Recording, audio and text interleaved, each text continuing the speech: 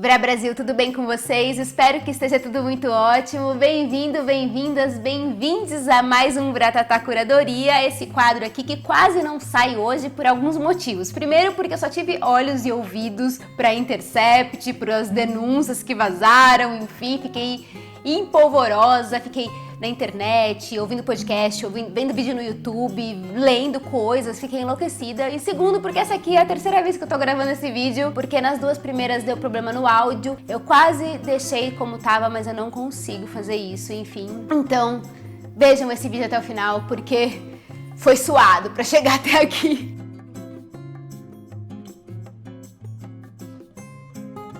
Eu queria começar abrindo as notícias de hoje falando de um post que eu mesma fiz no Instagram com uma frase do Brecht que é tão perfeita por que está acontecendo no nosso país. Alguns juízes são absolutamente incorruptíveis.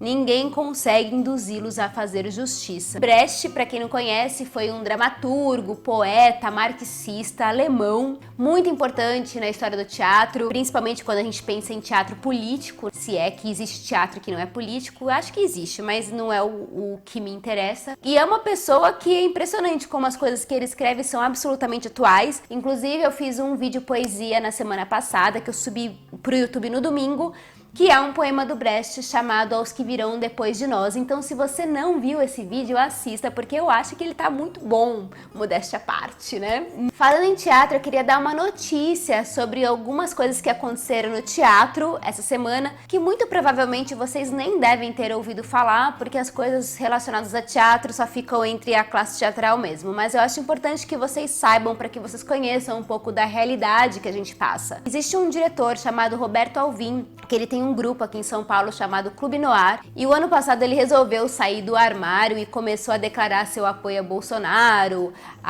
aos ideais do Olavo de Carvalho. Ele era uma pessoa que não tinha religião, que não acreditava em Deus, aí aconteceu sei lá o que na vida dele, ele virou católico, enfim. E ele começou a dar várias declarações super criticando a classe artística, falando que todo mundo era um bando de vagabundo, que mamava nas tetas do governo, que a classe teatral era uma merda, enfim. E essa semana ele deu uma entrevista para um jornal chamado Gazeta do Povo, falando que ele tá sofrendo, que ele tá sendo boicotado, que ele tá sendo censurado, que a peça que ele ia estrear no Sesc, que ele tava em negociação, não vai mais estrear lá, porque o Sesc cancelou com ele. Enfim, ele tá sofrendo boicote e as portas do teatro vão ter que ser fechadas, porque ele não tem mais dinheiro para bancar o teatro, ninguém mais quer fazer oficina com ele, ninguém quer montar mais peça com ele, ninguém quer fazer mais nada com ele, bem feito. De uns tempos para cá, ele vem adotando uma postura absolutamente reacionária, que vai completamente contra as pessoas que trabalham com arte. E ontem ele fez um post no Facebook falando que depois que saiu essa matéria, o Bolsonaro ligou para ele, oferecendo sei lá o que para ele e tudo mais. Enfim, vamos ver quem que vai assistir as pecinhas dele, né? Porque eu acho que as pessoas que apoiam ideais como o de Jair Bolsonaro, Olavo de Carvalho, não estão nem aí pra arte, minha gente. Essas pessoas não querem nem saber de cultura, elas querem mais que a gente morra, que a gente exploda, que a gente fique largada num canto. Em contrapartida, a gente teve uma notícia da Andréa Beltrão, que ela tem um teatro que ela fundou junto com a Marieta Severo, chama Teatro Poeira. E esse teatro foi construído com dinheiro de pessoa física, elas não conseguiram nenhum apoio governamental, nenhum patrocínio para montar esse teatro. E até um certo tempo elas mantiveram esse espaço com o dinheiro próprio. E depois de uma certa altura elas conseguiram um patrocínio da Petrobras, o que ajudou muito o espaço, porque elas puderam ampliar o projeto, trazer oficinas, palestras, mais peças, gente de fora do Brasil. E agora, recentemente, elas perderam o patrocínio da Petrobras e começaram a receber vários xingamentos na internet, bem feito, porque não tá mais mamando na teta do governo, isso e aquilo. Mas eu quero dizer para vocês que a Andréa Beltrão, como uma grande artista que é, falou que se for necessário, ela faz faxina, ela vai fazer bilheteria, mas ela não vai fechar as portas do teatro. Ela vai reduzir provavelmente algumas atividades, porque não é possível se manter como se mantinha antes. As pessoas têm muita dificuldade de compreender o quanto que um espaço cultural ele faz modificar o entorno desse lugar. Tirem aí suas próprias conclusões, eu vou deixar as duas matérias aqui na descrição. Aliás, eu sempre deixo todas as matérias que eu cito aqui no Vratatá Curadoria na descrição do vídeo. Uma outra notícia muito bacana é que a Natália Borges Polesso, que é uma escritora brasileira que ganhou o Prêmio Jabuti em 2016 por esse livro aqui. Amora, já tem vídeo aqui no canal, ela vai agora lançar o seu primeiro romance e o lançamento está previsto para o dia 18 de julho. O novo livro dela vai se chamar Controle, vai ser editado pela Companhia das Letras e vai falar sobre o relacionamento de amor e de amizade entre duas mulheres. Eu estou super ansiosa, eu adoro a Natália Borges, eu li não só o Amora, como o primeiro livro de contos dela que chama Retrato para um Álbum de Fotografia Sem Gente, eu acho que é esse o nome. Porque eu tô sem o livro aqui porque eu emprestei pro meu pai. Tenho certeza que eu vou gostar muito desse novo livro, Intu, que vai ser muito bom.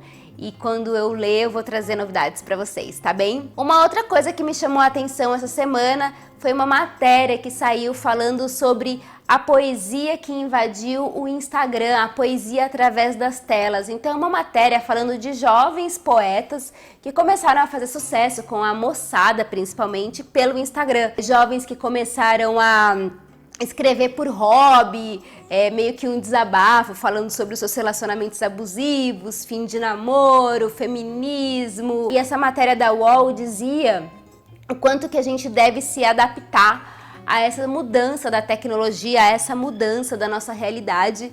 E uma coisa muito interessante é que no meio dessa matéria com um monte de gente jovem, aparece ali no finzinho da reportagem um dos poetas das antigas, que é o Augusto de Campos, que hoje tem 87 anos.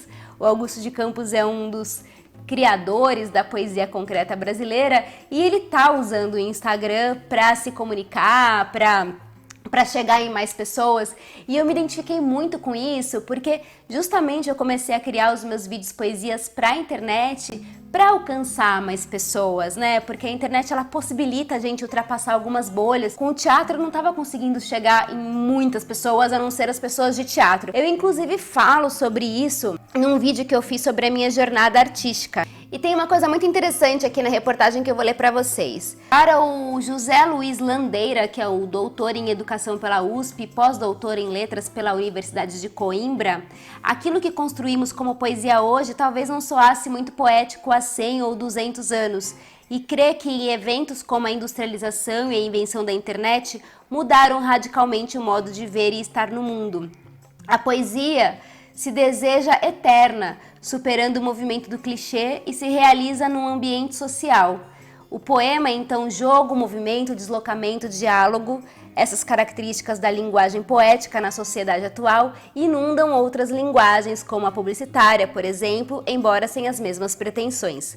O leitor de poesia de hoje deve se abrir ao diálogo com novas realidades e linguagens. E aí, mais adiante, tem um outro tópico que diz o seguinte: o poeta e crítico Otávio Paz escreveu em 1964, em seu ensaio Signos em Rotação, que a poesia pertence a todas as épocas, é a forma natural de expressão dos homens. Não há povos sem poesia, mas existem os que não têm prosa. Embora esse tipo de poesia, em geral, não é muito o tipo de poesia que eu gosto, eu acho que ela abre a possibilidade para esses jovens que acompanham esses escritores, esses jovens escritores, para, de repente, começar a adentrar mais no universo da literatura, de outros poetas também, e, inclusive, a partir daí, a gente pode começar a conhecer os clássicos e os contemporâneos que não são desse nicho, né, que tomou conta da internet, que são poesias meio como a Rupi Kaur fez com aquele livro Outro Jeito de Usar a Boca, que ela praticamente pega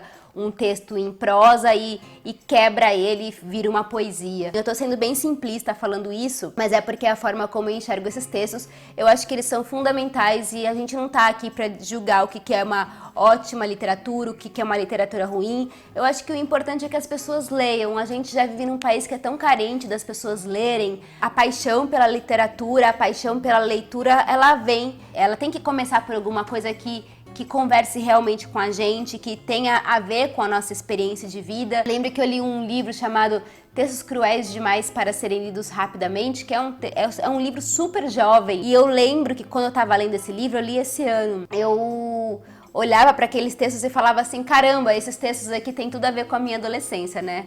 E hoje em dia eu não me identifico tanto com esses textos, mas para os jovens isso tem tudo a ver. E falando em jovens, gente, o que vocês estavam fazendo com 19 anos? Porque eu era muito mané com 19 anos, assim, eu não tinha grandes planos, grandes ambições, eu não tinha conquistado nada muito grandioso com 19 anos. E agora um jovem de 19 anos acabou de ganhar o Prêmio Sesc de Literatura. O nome dele é João Gabriel Poulsen, não sei se é assim que fala o sobrenome dele. Ele começou a escrever com 15 anos e o livro que foi premiado chama-se O Doce e o Amargo, que é um livro de contos. E ele dividiu o prêmio com o Felipe Holloway, de 30 anos, um jovem adulto, com o livro que é um romance O Legado da Nossa Miséria. Os dois estarão na Flip, que é a Feira Internacional de Paraty, que vai acontecer entre os dias 10 e 14 de julho. E eu estarei nessa feira, na Flip, esse ano.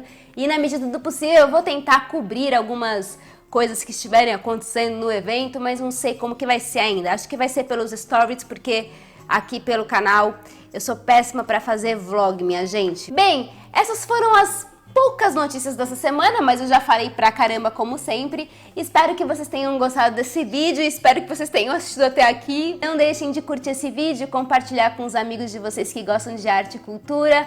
Se inscreva no canal se você não for inscrito e a gente se vê no próximo vídeo. Um ótimo final de semana pra vocês, aproveitem. Ai meu Deus, tomara que esse vídeo tenha dado certo, porque eu não aguento mais gravar o mesmo texto 1000 vezes. Enfim, tchau! Tchau!